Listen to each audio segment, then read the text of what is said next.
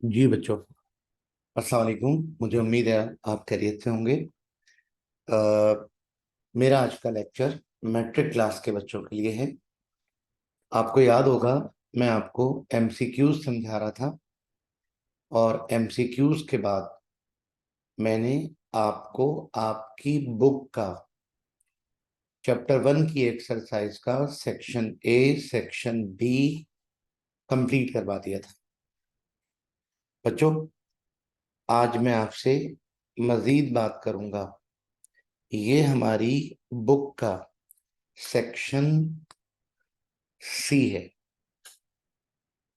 जिस पर मैंने आपसे बात करी थी कि डायनामिक इक्विलिब्रियम होता क्या है। ठीक है, और आपने ये वाली बात मैं आपसे कर चुका हूं। मुझे उम्मीद है कि आपको याद आ गया होगा। और बच्चों, इसके अलावा मैं आपको ये वाली बात भी समझा चुका हूं, और इसके बाद मैंने आपसे कहा था 2 एग्जाम्पल लिखनी है। ये बात आपसे हो चुकी है। इसके बाद मैंने आपको लॉ ऑफ मास एक्शन बच्चों स्टेट करवाया था, और स्टेट के बाद ड्राइव भी करवाया था। ठीक है, और ये सेक्शन सी है। सी मतलब लॉन्ग। तो आपने इंट्रोडक्शन भी देना है, आपने स्टेटमेंट के बाद एक्सप्लेनेशन ऐसे करके देनी है। ठीक है बच्चों, और इस इक्वेशन पर आपने लॉ अप्लाई करना है 2 बार। बच्चों, एक दफा फॉरवर्ड के लिए, एक दफा बैकवर्ड के लिए, और दोनों की वैल्यूज ऐसे रखकर आपने इक्वेशन ड्राइव करनी है। ये आपका law of mass action complete हो गया।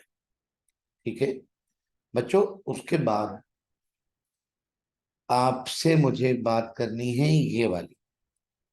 जरा जल्दी से बता दीजिए क्या लिखा हुआ है बेटा। आपको डायनामिक इक्विलिब्रियम की कैरेक्टरिस्टिक बतानी है। ये बात आपसे पिछले लेक्चर में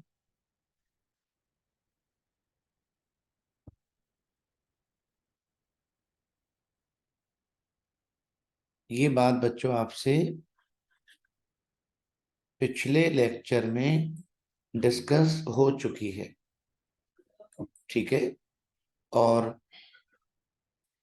इक्विलिब्रियम, डायनामिक इक्विलिब्रियम की कैरेक्टरिस्टिक। जी, अब आप जरा बात कीजिए बेटा इस क्वेश्चन पर। आपसे कहा जा रहा है बच्चों, आपसे कहा जा रहा है, how can you predict the following stages of a reaction by comparing the value of Kc and Qc। यानी Kc और Qc की वैल्यूज को कंपेयर करके how can you predict the following stages. Number 1। जी बेटा, number 1, net reaction proceed in forward direction. यानी reaction forward direction में कैसे जाएगा और रिवर्स डायरेक्शन में कैसे जाएगा। इसके लिए आप जानते हैं, आपने हेडिंग बनानी है टू प्रिडिक्ट द डायरेक्शन। और बच्चों, डायरेक्शन प्रिडिक्ट करने के लिए केसी की वैल्यू इस्तेमाल करते हैं, और केसी की वैल्यू इस्तेमाल करते हैं जब, तो उससे पहले हम प्रोडक्ट और रिएक्टेंट की इनिशियल कॉन्सेंट्रेशन का रेशो निकालते हैं। और बच्चों, इस रेशो को कहते हैं क्यू सी। ठीक है, और उसके बाद, जी बेटा, उसके बाद क्यूसी की वैल्यू को केसी की वैल्यू से कंपेयर करते हैं। 3 पॉसिबिलिटीज होती हैं, लेकिन हमसे 2 पूछ रहे हैं, तो आप बताएंगे तो यही कि देयर आर 3 पॉसिबिलिटीज। ठीक है। नंबर 1, जी बेटा, पहली पॉसिबिलिटी क्या है? क्यूसी की वैल्यू अगर छोटी हो और केसी बड़ा हो, तो इसका मतलब होता है reaction will shift towards forward direction. पहले पार्ट का जवाब हो गया। और बच्चों, अगर क्यूसी बड़ा हो और केसी छोटा हो, तो reaction will shift towards reverse direction. आप अगर चाहें तो ये पहला वाला जो पॉइंट है, ये वाली हेडिंग बच्चों और अच्छा हो जाएगा। ये वाली वर्डिंग हेडिंग बना दें और फिर ये लिख दें, ये वाली वर्डिंग हेडिंग बना दीजिए और फिर ये लिख दें, तो आपका आंसर और अच्छा हो जाएगा, खूबसूरत हो जाएगा। ठीक है। और इसको क्योंकि पूछ नहीं रहे, लिहाजा बताने की जरूरत भी नहीं है। ठीक है बच्चों, ऐसे करके आप इस क्वेश्चन को याद कीजिएगा। Predict which system at equilibrium will contain maximum amount of product and which system will contain minimum amount of product। ये बच्चों एक मैक्सिमम है और एक मिनिमम है। यानी यानी predict which system at equilibrium will contain maximum product and which contain minimum product. ठीक है। और कौन ज्यादा प्रोडक्ट बनाएगा और कम, तो हेडिंग बच्चों ये बनेगी, to predict the extent of reaction. Extent का मतलब मिकदार बच्चों, एक्सटेंट का मतलब मिकदार यानी हद। ठीक है। ये बताने के लिए हम केसी की वैल्यू इस्तेमाल करते हैं, कौन से रिवर्सिबल रिएक्शन में प्रोडक्ट ज्यादा बनेगा और कौन से में कम। ठीक है। इसका जवाब बच्चों ये है कि अगर केसी की वैल्यू लो हो, अगर केसी की वैल्यू हमने निकाली कम है, तो इसका मतलब ये हुआ कि प्रोडक्ट कम बनेगा। प्रोडक्ट कम क्यों बनेगा? क्योंकि केसी अगर कम आया है तो प्रोडक्ट कम बना है, तभी तो केसी कम आया है। सवाल ये पैदा होता है प्रोडक्ट कम बन क्यों रहा है? क्योंकि केसी की वैल्यू अगर छोटी हो तो प्रोडक्ट कम बनता है, क्योंकि रिएक्टेंट स्टेबल होते हैं और प्रोडक्ट अनस्टेबल होता है। तो अगर रिएक्टेंट अनस्टेबल होगा और प्रोडक्ट स्टेबल होगा, तो डेफिनेटली प्रोडक्ट कम बनेगा और केसी कम आएगा। तो केसी की लो वैल्यू प्रिडिक्ट करती है कि the reaction is almost complete, reverse reaction is almost complete, that is reactant stable, product is unstable, and the reaction is almost complete in reverse direction। और बच्चों, इसकी सबसे बेहतरीन एग्जाम्पल ये रिएक्शन है। रिएक्टेंट इंतहाई स्टेबल है जभी तो केसी की वैल्यू इतनी छोटी है, यानी 10⁻⁻13। तो केसी की वैल्यू अगर छोटी हो तो समझ जाते हैं कि रिएक्टेंट स्टेबल है और प्रोडक्ट मिनिमम बनेगा। लेकिन अगर केसी की वैल्यू हाई हो, तो इसका मतलब है कि प्रोडक्ट ज्यादा बना है। प्रोडक्ट ज्यादा क्यों बना है? क्योंकि रिएक्टेंट अनस्टेबल है और प्रोडक्ट स्टेबल है।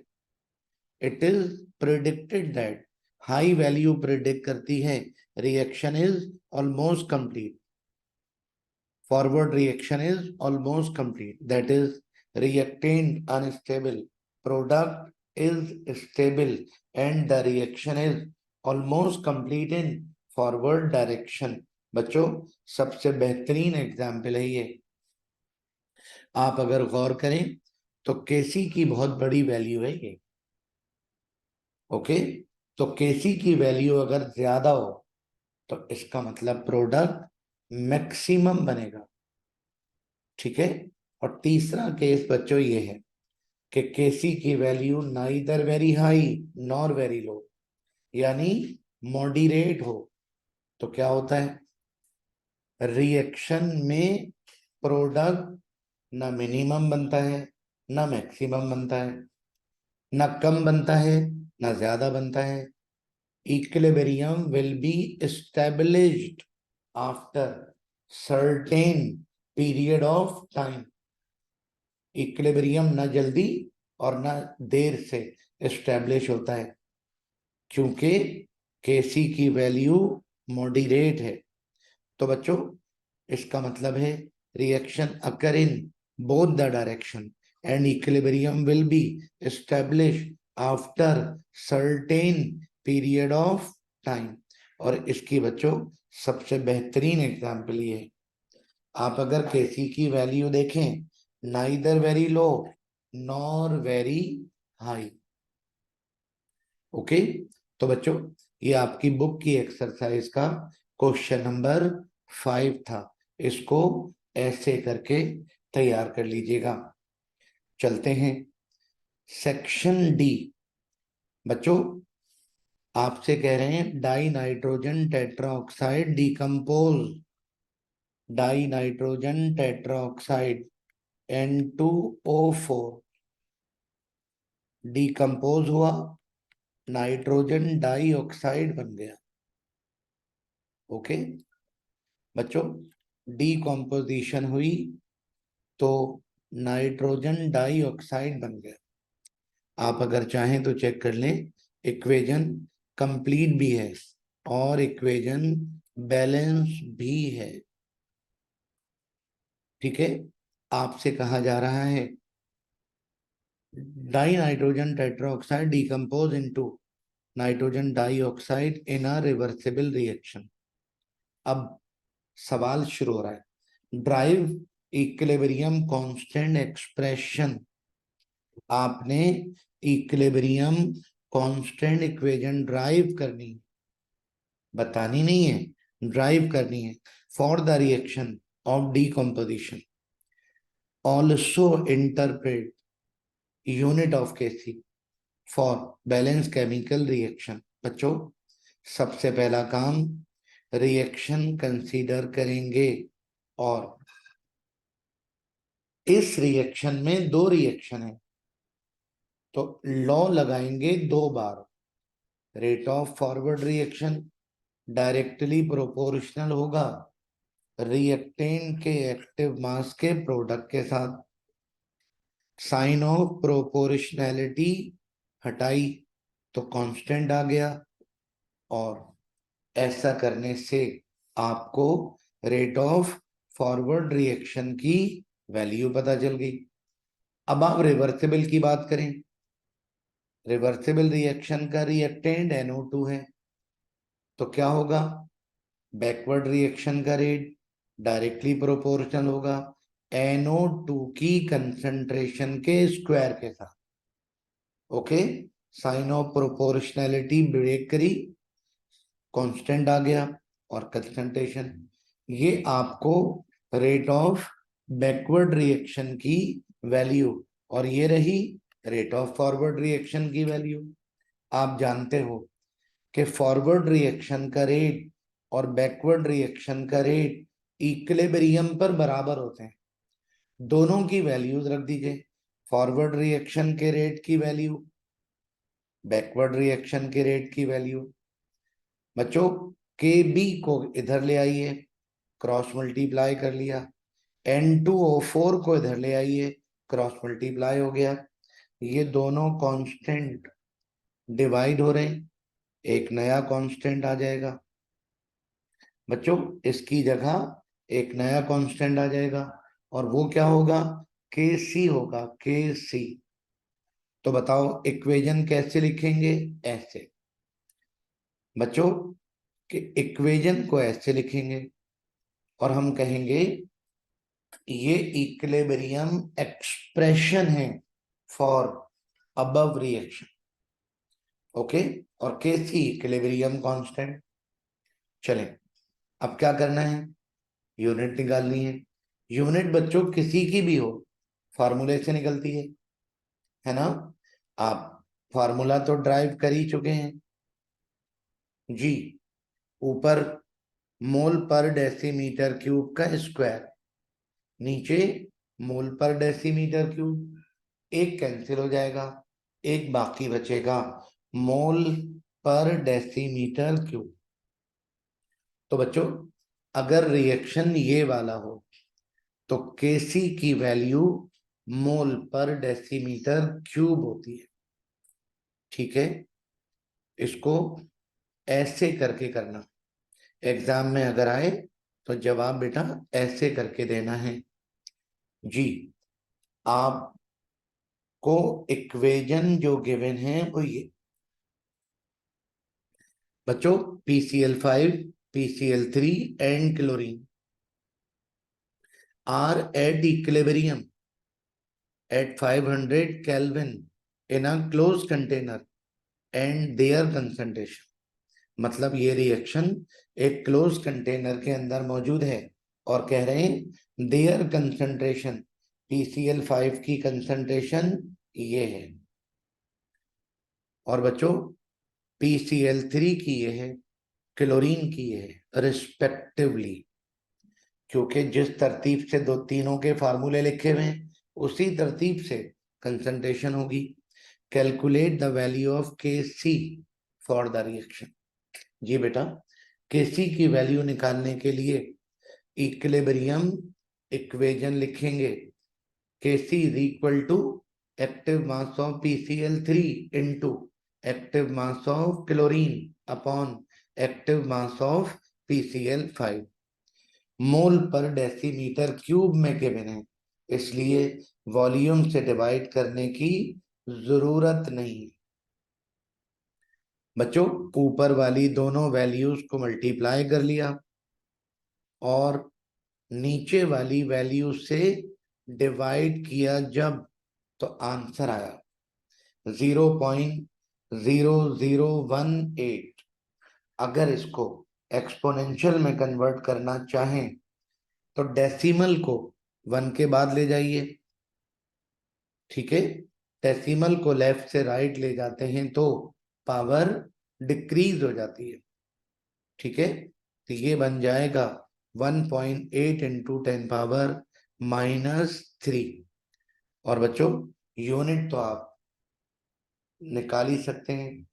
ऊपर 2 दफा मोल पर डीएम क्यूब, नीचे 1 दफा मोल पर डीएम क्यूब, तो एक तो कट गया, एक बाकी बचा मोल पर डेसीमीटर क्यूब। ओके बच्चों, ये आपका, ये आपकी एक्सरसाइज का आखिरी क्वेश्चन था। आप इसको बहुत अच्छा करके तैयार कर लीजिएगा। इंशाल्लाह कल आपका टेस्ट है। ओके, और अच्छी तैयारी से टेस्ट दीजिएगा। ठीक है बेटा, अगर आपने मेरा चैनल सब्सक्राइब कर लिया है तो फिर तो 1 सेकंड में ये वीडियो आप तक फौरन पहुंच जाएगी, और अगर नहीं किया है तो कर लीजिएगा। ठीक है, अपना, अपने पेरेंट का और अपनी पढ़ाई का बहुत ज्यादा ख्याल रखना है। ठीक है, अल्लाह हाफिज।